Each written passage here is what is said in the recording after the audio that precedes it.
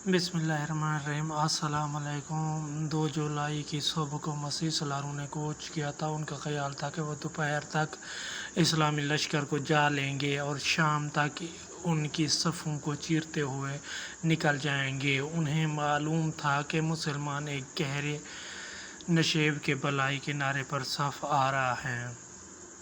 ये नशेब तबरिया की झील की तरफ झुकता चला गया था। सतह समंदर से 6 फुट नीची थी। मसीह सलारों का ये मंसूबा था कि मुसलमानों की सफ़ें तोड़कर उन्हें पीछे धकेल दिया जाए।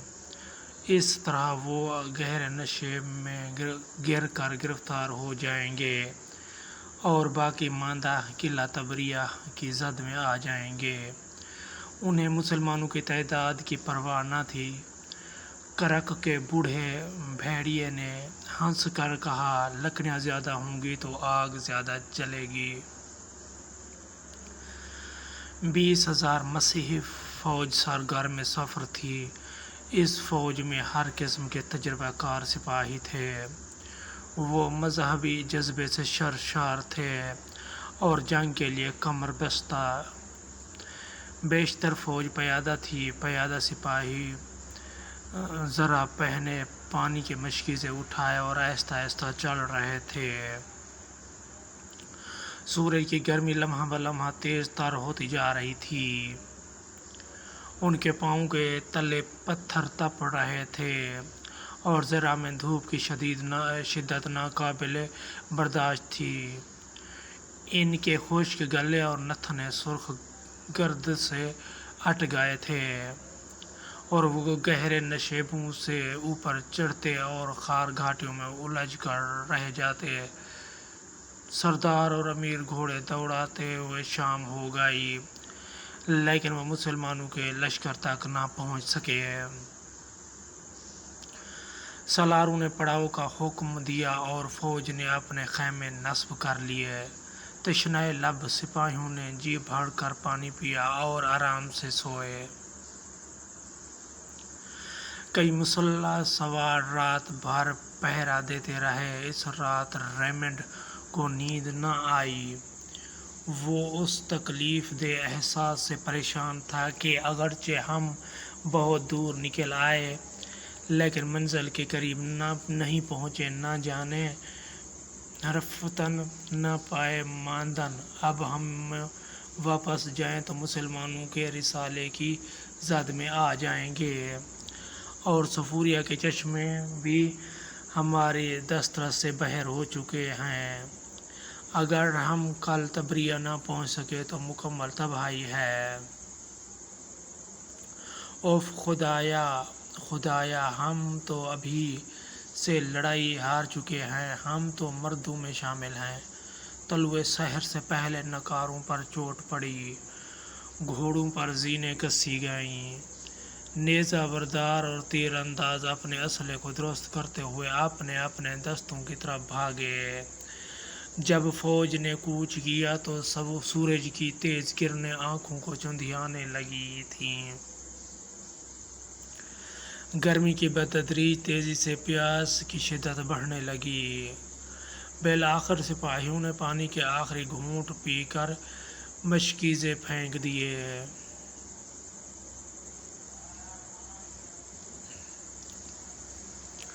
थोड़ी देर के बाद तबल की दफ दफ और नफीरों की मिली जुली आवाज़ साफ सुनाई देने लगी।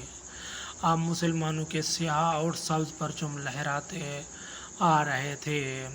जैश दर जैश मुसलमान सवार मसीही लश्कर के बाजुओं की तरफ हरकत कर रहे थे। मसीही लश्कर का बुरा हाल हो रहा था। तपती हुई ज़मीन से उनके पाँव झलस रहे थे। गर्मी से हवा में अर्ताश सा था। फिजा पर गुबार छाया हुआ था जिसमें घोड़ों के सिमों तले कुचले हुए भैंस के तिनके उड़ रहे थे। उन्हें बार बार पसीना आता और सूख जाता। उनको अब ज़राए बख्तर भी वज़नी महसूस होने लगे थे। यकदम गुब्बारे का دبیز پردہ پھٹا اور جنگجو عرب قبائل نمودار ہوئے، سنسناتے ہوئے تیر فضاؤں کو چیر گئے، طبل کی آواز گونجی اور ایک پرزور نعرہ بلند ہوا، یا اہل الاسلام، یا اہل الاسلام۔ ادھر صلیب الصلیوت کے طلائی چونکنے کی سنہری کرنیں مسیح لشکر کے سروں پر جگمگا رہی تھیں۔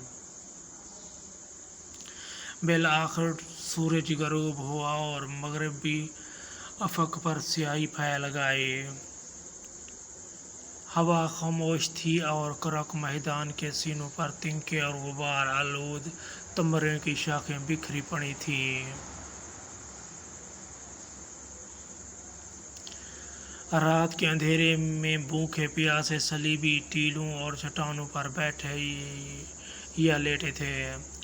ہر گروہ میں لوگ بھرائی ہوئی آوازوں سے سرگوشیاں کر رہے تھے، کچھ تشنہ لب دعائیں مانگ رہے تھے، زخمی کراہ رہے تھے اور بے سود پانی مانگ رہے تھے۔ پسینے میں شرابور گھوڑیوں پر زینیں کسی رہیں، زمین پر شکستہ نیزوں کے ٹکڑے بکھرے پڑے تھے۔ افسردہ امراء خاموشی سے خیمے میں بیٹھے تھے۔ سردار سوار، تیر انداز اور نیزہ بردار سارا دن لڑتے رہتے تھے، سخت جان فشانی اور خون ریزی کے باوجود کچھ زیادہ آگے بڑھنے نہیں پائے تھے۔ مسلمان سواروں کی صفیں بدستور قائم تھیں۔ اب رات کے اندھیرے میں وہ لاشوں کے پاس خستہ حال اور افسردہ خاطر بیٹھے تھے۔ پیاس کی شدت اور تکان کی اذیت ناقابل برداشت تھی۔ پانی کا ذخیرہ ختم ہو چکا تھا اور اب پانی حاصل کرنے کا کوئی وسیلہ نہ تھا۔ بظاہر کامیابی کی کوئی امید نظر نہیں آتی تھی۔ وہ مایوس اور پریشان حال تھے۔ ایک مسلمان مورخ نے لکھا کہ اس رات موت کے فرشتے پہرا دیتے رہے۔ صلیبی پڑاؤ کے گرد مشعلیں حرکت کرتی نظر آئیں۔ سلطان کے گشتی دستے دونوں طرف سے مسیحی فوج کو گھیرے میں لینے کی کوشش کر رہے تھے۔ قاریوں کی قرآن خوانی کی مترنم آواز قریب تر آتی محسوس ہوتی تھی۔ سیراب اور پر امید سپاہیوں کے پرجوش نعروں سے فضا گونج رہی تھی۔ اللہ اکبر، لا الہ الا اللہ، اللہ اکبر۔ صبح ہوتے ہی عیسائیوں نے دوبارہ اپنے ہتھیار سنبھالے اور میدان کارزار میں کود پڑے۔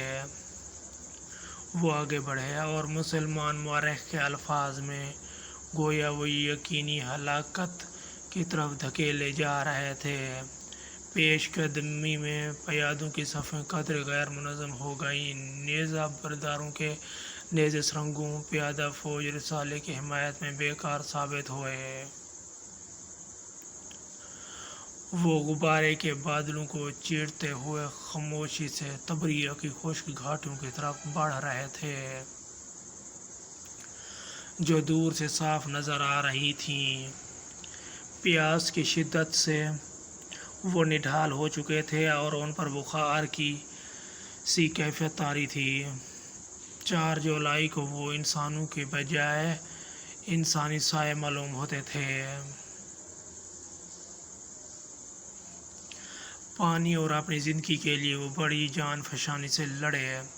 لوبیا کے گاؤں کے نزدیک نہایت خون ریز معرکہ گرم ہوا۔ لوبیا کا گاؤں سنگلاخ پہاڑیوں کی تمام چوٹیوں کے سائے تلے واقع تھا۔ یہ چوٹیاں قرن الحتین کہلاتی ہیں۔ اس معرکے میں پیادے سواروں سے علیحدہ ہو گئے۔ عیسائی رسالہ پیادوں اور نیزہ برداروں کی حمایت سے محروم ہو گیا۔ صلیبی سرداروں نے اسلامی لشکر کی مضبوط صفوں پر پے در پے کئی پرجوش حملے کیے، لیکن بے سود۔ صلیبی سواروں کے گھوڑے مسلمان تیر اندازوں کا نشانہ بن جاتے یا تھکان اور پیاس کی شدت سے بے حال ہو کر خود بخود گر پڑتے ہیں۔ اب یروشلم کے بہادروں کی جان پر بن گئی تھی۔ وہ اپنی مدافعت کے لیے ایک گنجان دائرے کی صورت میں جمع ہونے پر مجبور ہو گئے۔ وہ مسلح پیادوں سے علیحدہ ہو چکے تھے، جن کے چھوٹے چھوٹے گروہ گراز کوہ پر ادھر ادھر بھٹک رہے تھے۔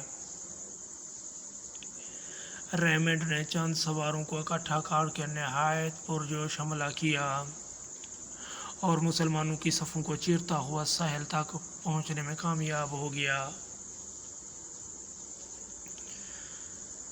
دوپہر کو تمام سردار بادشاہ اور ریجنالڈ کے گرد حتین کے ٹیلے پر جمع ہو گئے۔ سنہری صلیبی جھنڈا ٹیلے پر لہرانے لگا۔ صلاح الدین کے سوار چاروں طرف سے پے در پے یورش کر رہے تھے۔ وہ بڑی پامردی سے ڈٹے رہے اور کافی دیر تک تلوار تیر سے دشمن کے حملے روکتے رہے، حتیٰ کہ مسلمانوں نے ان کے گرد خاردار جھاڑیوں کو آگ لگا دی۔ بالآخر جب ہوا دھواں کو اڑا لے گئی اور فضا قدرے صاف ہوئی تو انہوں نے ہتھیار رکھ دیے اور تھک ہار کر زمین پر بیٹھ گئے۔ انہوں نے چندھیائی ہوئی آنکھوں سے دیکھا کہ مسلمانوں نے صلیبی جھنڈے کو سرنگوں کر دیا ہے۔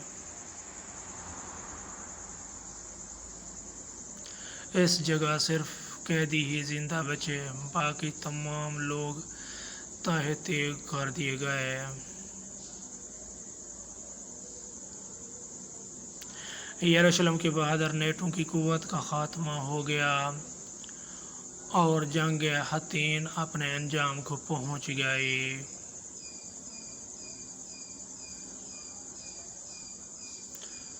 تو دوستو یہ تھی ٹیپو سلطان، یہ تھی صلاح الدین ایوبی اور ریجنالڈ کے درمیان جنگ کا واقعہ ہے۔